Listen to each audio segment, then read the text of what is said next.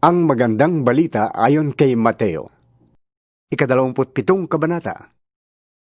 Kinaumagahan, nagpulong ang mga punong pari ng mga Hudyo at mga pinuno ng bayan kung paano nilang may papapatay si Jesus.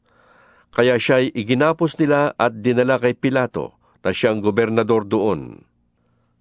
Nang makita ni Judas na si Jesus ay nahatulang mamatay, nagsisi siya at isinauli sa mga punong pare at mga pinuno ng bayan ang 30 salaping pilak. Sinabi niya, Nagkasala ko. Ipinagkanulo ko ang dugo ng taong wala ni bahid ng kasalanan. Ano pakialam namin sa'yo? Bahala ka sa buhay mo! sagot nila. Inihagis ni Judas sa loob ng templo ang mga salaping pilak at pagkaalis doon, siya'y nagbigti. Pinulot ng mga punong pare ang mga salaping pilak. Sinabi nila, Labag sa kautusan na ilagay ang salaping ito sa kamangyaman ng templo sapagkat bayad ito sa buhay ng isang tao. nagkaisa sila na ang salaping iyon ay ibili ng bukid ng isang magpapalayok upang gawing libingan ng mga dayuhan. Mula noon, ang bukid na iyon ay tinawag na Bukid ng Dugo hanggang sa panahong ito.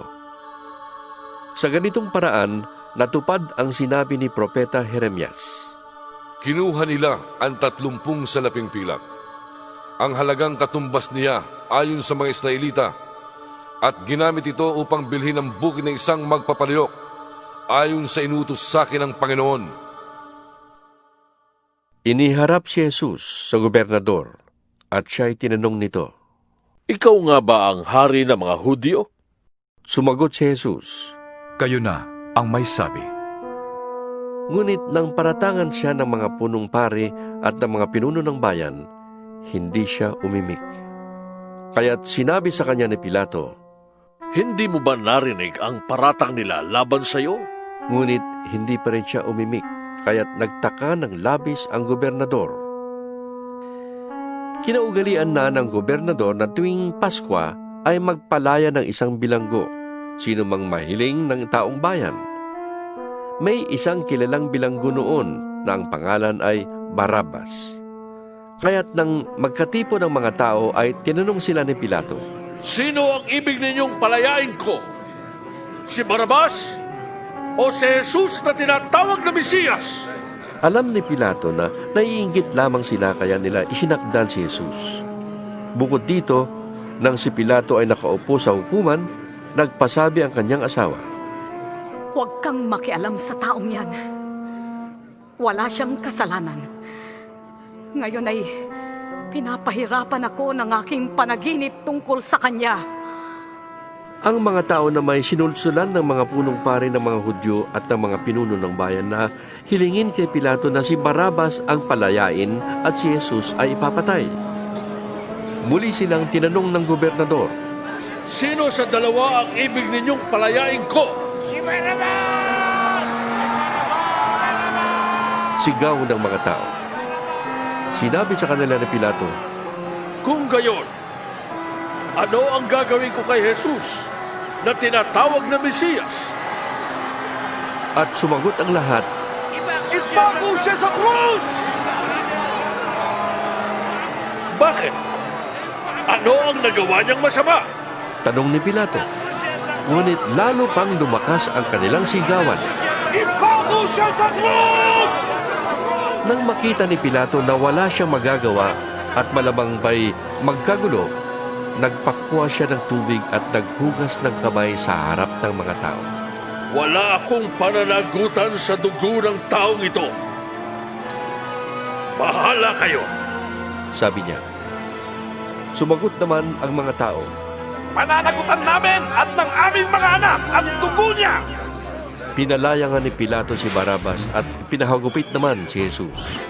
Pagkatapos, ibinigay siya sa kanila upang ipako sa krus. Dinala ng mga kawal ng gobernador si Jesus sa palasyo ng gobernador at nagkatipon ang buong batalyon sa paligid niya. Siya'y hinubaran nila at sinuutan ng isang balabal na matingkad na pula. Kumuha sila ng sangang matinik, ginawang korona at ipinutong sa kanya. Pagkatapos ay pinahawak siya ng halamang tambo sa kanang kamay. Siya ay ininsulto nila at niluhod-luhuran at pinati ng ganito. Mabuhay ang hari ng mga Hudyo! Siya ay pinagduduraan pa nila. Kinuha nila ang tambo at ito'y inahampas sa kanyang ulo. Matapos kutsain, hinubad nila ang balabal at muling sinuutan ng sariling damit. Pagkatapos, inilabas siya upang ipako sa krus. Paglabas ng lunsod, nakita nila ang isang lalaking taga Sirene na ang pangalay Simon.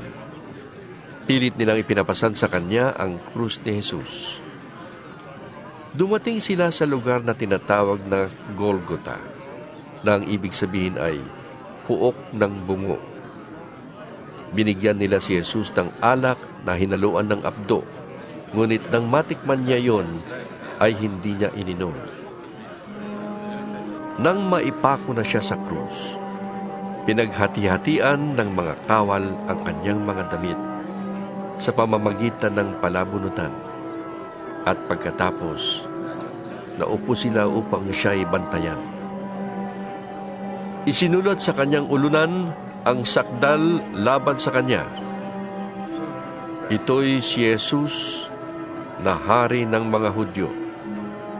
May 2 tulisang kasama niyang ipinako sa krus, isa sa kanyang kanan at isa sa kaliwa.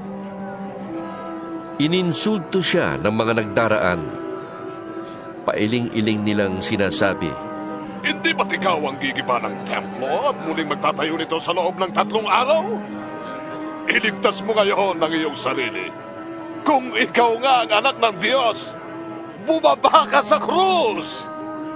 Kinutya rin siya ng mga punong pari ng mga Hudyo, mga tagapagturo ng kautusan at mga pinuno ng bayan.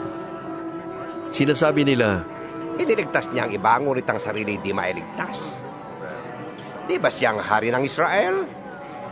Buwaba lang siya ngayon sa krus ay maniniwala na kami sa kanya. Nananalig siya sa Diyos at sinasabi niyang siyang anak ng Diyos.